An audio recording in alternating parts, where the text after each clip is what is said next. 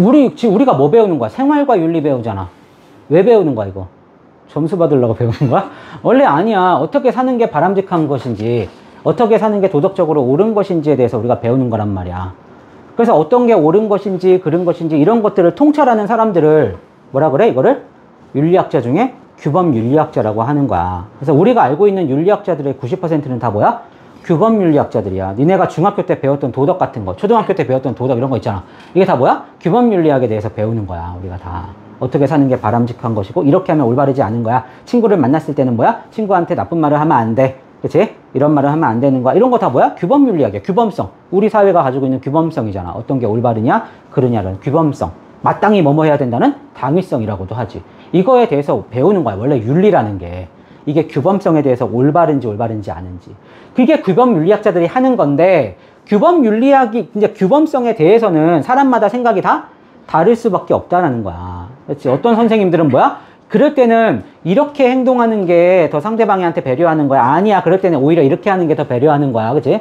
내가 공부시킬 때 어떻게, 얘가 공부 안 하는 것 같으면, 아, 그래도 얘한테 혼내지 말고 뭐야? 잘할 수 있어 하면서 이렇게 하는 게 도덕적으로 올바른 거야. 근데 어떤 선생님이, 아니야. 수능이 80일밖에 안 남았는데 그러면 얘가 오히려 더 시간을 까먹게 되고 못하니까 빨리 혼내가지고 더 하게끔 만드는 게 도덕적으로 원래는 올바른 거야. 이렇게 사람마다 생각이 다를 수 있다라는 거야. 그러니까 옳고 그름에 대한 규범성에 대한 판단이 사람마다 다르다는 거지. 그렇기 때문에 뭐야? 이렇게 많은 사람마다 다 다른 뭐야? 판단 기준이 생겨나게 되는 거야. 그치?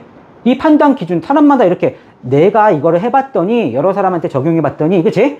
이게 맞더라고. 이게 언제 어디서나 어떤 상황에서는 적용될 수 있는 하나의 도덕 판단의 원리가 돼야 돼. 하나의 체계가 돼야 돼. 이게 이론이라는 거야. 그래서 규범 윤리학자들 중에서 뭐야? 이런 판단 기준을 만드는 애들이 있는데 이걸 이론하는 규범 윤리학자라고 얘기를 하는 거고. 근데 이제 이론들을 이렇게 만들어 놨는데 이 이론을 갖다가 이제 적용을 시켜야 되잖아. 그치?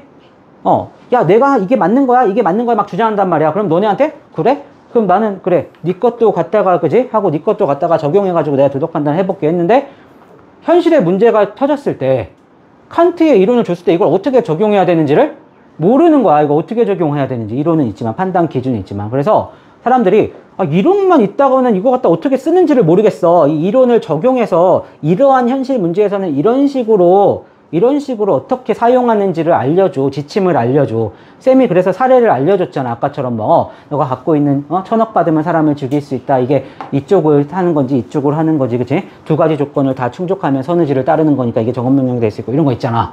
이렇게 이걸 현실에서 사용할 수 있게 적용할 수 있게 이걸 이론을 어떻게 응용해서 현실의 문제를 해결할 수 있는지 매뉴얼을 좀 만들어줘. 그치? 이렇게 그 매뉴얼 만들어주는 사람이 뭐야? 실천. 그래서 실천 규범 윤리학자들을 응용 윤리학자들이라고도 해. 왜냐하면 이론을 응용해서 현실의 문제 해결하는 매뉴얼을 만드는 거란 말이야. 그래서 이걸 응용 윤리학이라고도 하는 거야. 현실의 문제를 해결하는. 이렇게? 현실의 문제가 이제 너무 복잡하고 다양하니까 뭐야? 이런 하나의 이론으로만은 안 돼. 윤리학 이론뿐만 아니라 뭐야? 뭐 여러 가지 뭐 사회학 이론, 심리학 이론, 그치? 심지어 이제 사회과학 말고도 뭐야? 인문학 말고도 자연과학적인 이론도 필요해. 코로나 같은 건 또 의학도 필요하거든. 그러니까 이렇게 현실의 문제는 복잡하니까 다양한 학문을 종합해서 고려할 필요가 있게 되는 거고. 이거를 학제적 접근 또는 뭐야? 간학문적 접근. 그치?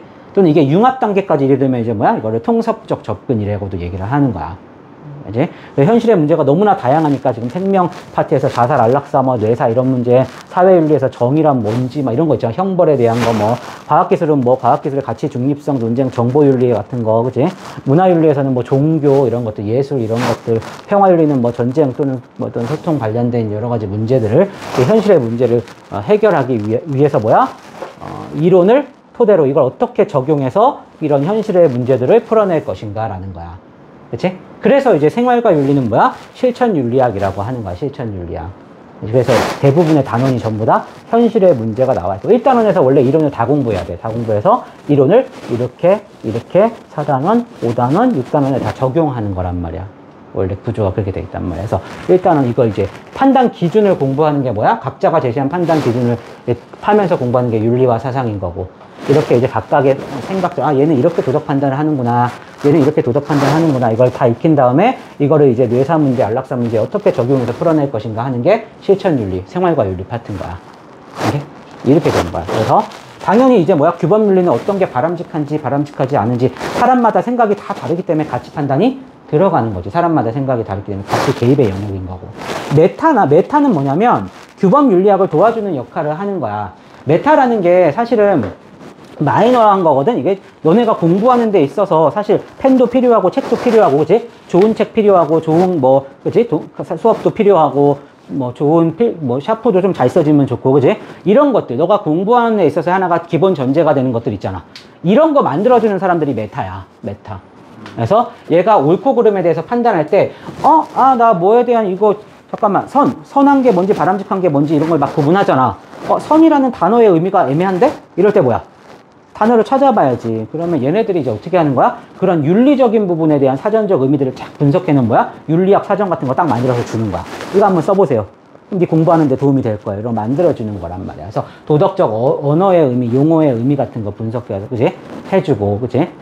그러니까 약간 가치 중립적이어야 돼. 이게 사람마다 생각이 다르면 안 돼, 이거는. 이게 궁금해요 라고 했을 때는 객관적으로 누구나 선한 것인데 내가 얘 따귀를 딱 때렸어. 어떤 사람은 이게 선하다 그러고, 그치? 어떤 사람은 따귀를 때린 게 이건 선하지 않다고. 사전에 정의가 사람마다 다르면 돼? 안 되는 거야. 얘는 그 도덕적 용어의 의미를 분석한다는 건 뭐야? 가치 중립적으로, 객관적으로, 그치? 이게 선한 것은 이런 것이야 라는 걸 명확하게 구분해주고 이런 거 정리해주는 역할을 하는 거야. 그래서 가치 판단이 들어가지 않아. 메타 윤리학은. 그래서 그러니까 너네 공부할 때 영어 사전을 만들어주는 건데 영어 사전에 써있는 의미가 사람마다 다른 사전 사면 다 달라. 이런 공부가 되겠어? 안 되지, 그치? 이렇게 되는 거란 말이야. 자, 이렇게. 그 다음에 학문의 성립 가능성이라는 거는 얘네가 이런 것도 여러 가지 학문들이 만들잖아. 그럼 이 학문들을 적용해서 현실의 문제를 해결할 거란 말이야. 그럼 옆에서 이렇게 해주는 거야. 너가 지금 생일 공부하고 있어. 근데 막 열심히 기능, 갈등, 상상 이거 해가지고 막 적용하고 앉아있는 거야. 내가 선생님이, 야, 그거는 생일에 적용해야 되는 학문은 아닌 것 같아요. 그건 아닌 것 같고, 그런 건 다른 분야인 것 같거든? 이거는 기갈상이 아니라, 이제, 이거 막, 메타, 기술 윤리 이거 갖다 적용해야 되는 거야. 롤스 로직 갖다 해야 되는 거야. 그러니까 그게 학문으로서, 애초에 윤리적 학문으로서 성립이 가능한지 안 하는지를 판단해 주는 거야. 규범성은 아니지. 이게서 가치 중립적일 수밖에 없단 말이야. 되는지 안 되는지. 사람마다 생각이 다르면 안 되지. 기갈상도 윤리학이에요. 이렇게 하면, 이거 안 되는 거지. 사람마다 생각이 다르면. 그래서 도덕적 추론의 방법은 뭐냐면은, 얘네가 이제 어떤 게 올바른지에 대해서 막 그렇게 고찰을 하잖아. 그러면 뭐야? 그 논리성에 대해서 보는 거야. 생각하는 방법론 같은 거 만들어주는 거야. 예를 들어 니네가 이제 국어 막 지문을 풀고 있어.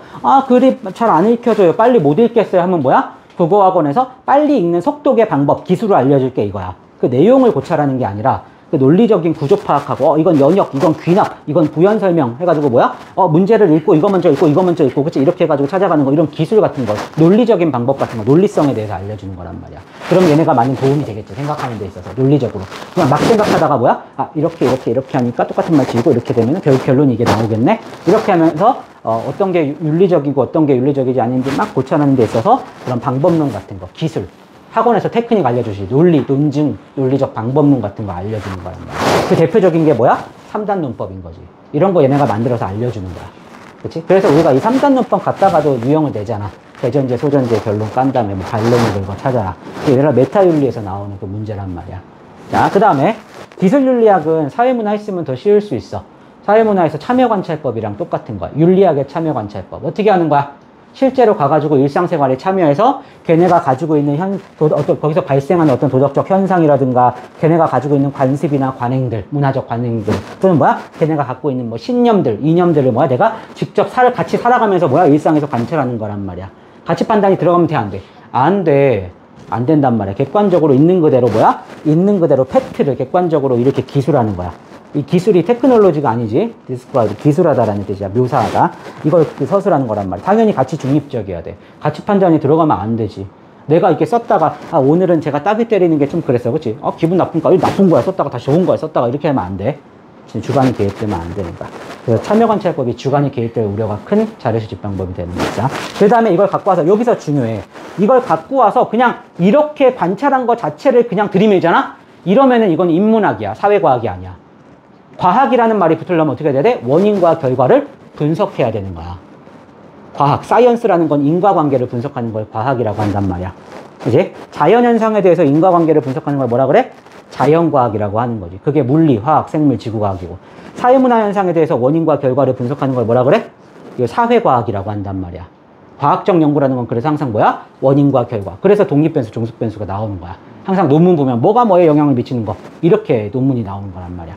그래서 때문에 여기까지만 하면 인문학인데 이걸 갖고 와가지고 뭐야? 이거를 널브러뜨린 다음에 내가 관찰하고, 이거는 이것 때문에 그런 거야. 이거는 이것 때문에 그런 거야. 원인 결과를 찾는단 말이야. 그래서 원인과 결과의 관계를 분석하기 때문에, 인과관계를 분석하기 때문에 이걸 과학적 연구를 하게 되는 거야. 오케이? 이게 이제 기술윤리학의 핵심이야. 과학적 연구를 한다는 거.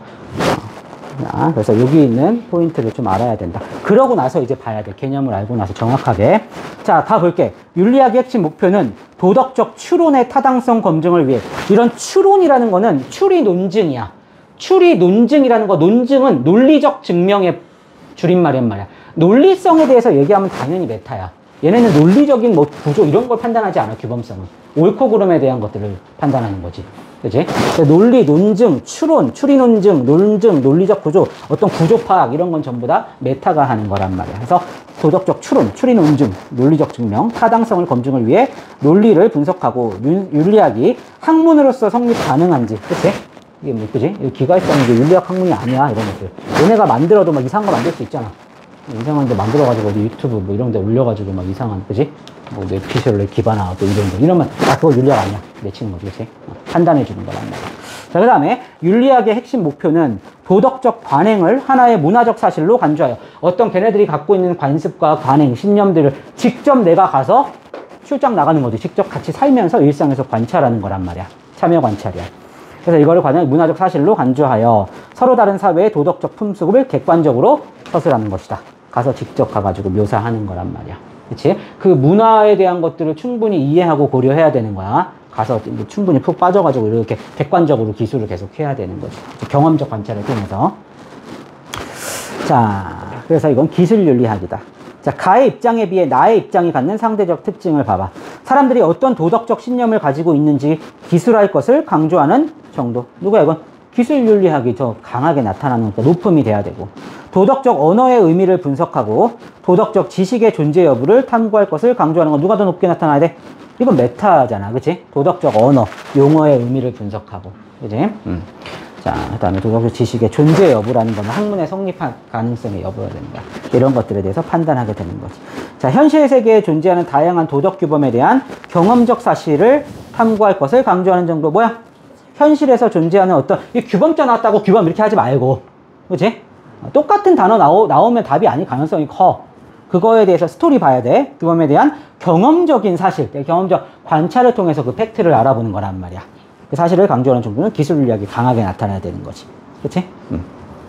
그래서 높음, 낮음, 높음이 돼야 되는 거야. 오케이? 이거 보는 거는 할 수 괜찮지?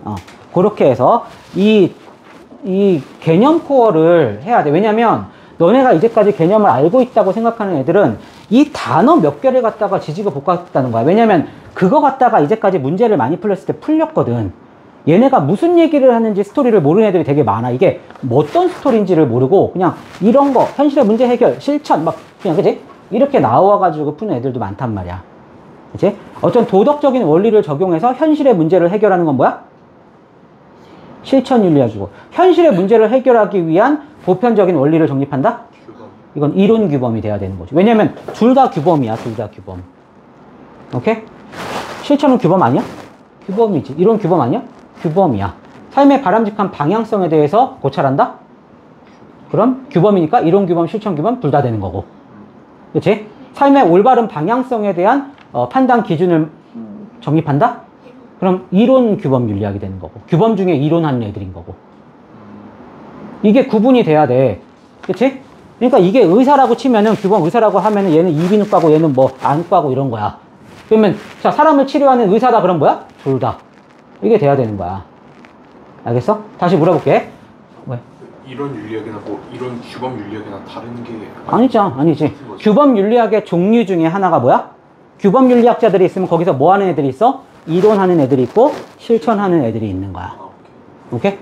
삶의 방향성, 올바른 방향성에 대해서 고찰한다? 질문 한 번만 다시. 어떤 게 올바른지 그런 건지, 그치? 네. 이런 삶의 올바른 방향성에 대해서 탐구하고 고찰한다? 그냥 규범 윤리학이야. 이론도 되고 실천도 되는 거야. 근데 어떤 게 올바른지 그런 거에 대한 판단 기준을 마련한다? 보편적으로 적용되는 판단 기준을 마련한다? 그러면 이론 규범. 규범하는 애들 중에 이론 규범이요. 이렇게 얘기하는 거고. 그거를 적용해가지고 현실의 문제를 해결하는 매뉴얼을 만든다? 그럼 규범하는 애 중에 실천 규범이요. 이렇게 얘기를 해야 되는 거야. 알겠어? 그냥 이론, 맨날 이론 실천만 구분하는 문제 나왔다고 규범에 대한 걸 모르면 안 돼. 이걸 이해하고 이걸 이해를 알아야 되는 거야. 순서가. 스토리 코어가. 알겠어?